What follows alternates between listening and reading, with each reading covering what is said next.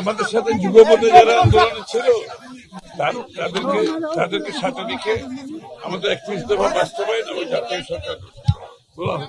একটা কথা বুঝতে হবে যে বাংলাদেশের, এই কথাটা আমি প্রতিনিয়ত বলে যাচ্ছি, বাংলাদেশের যে কোনো কঠিন সময়, যে কোনো ক্রান্তি লগ্নে বাংলাদেশের মানুষ বারবার বাংলাদেশ জাতীয়তাবাদী দলের উপর আস্থা রেখেছে।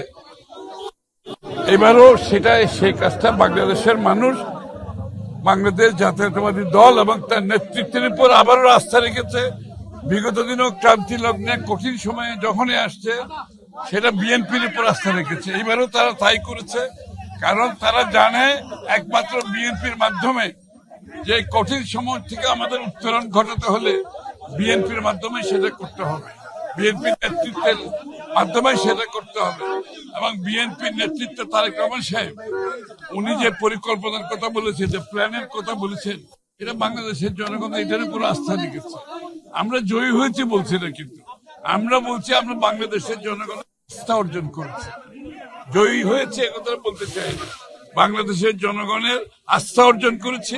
আস্থাটা রাখতে হবে, এটা অনেক বিশাল কাজ। আপনারা সবাই দোয়া করবেন। আপনার রাজনৈতিক শিষ্টাচারের মাধ্যমে যত বেশি রাজনৈতিক শিষ্টাচারের মাধ্যমে আপনি আপনার রাজনৈতিক কর্মকাণ্ড পরিচালনা করবেন, গণতন্ত্র অত শক্তিশালী হবে।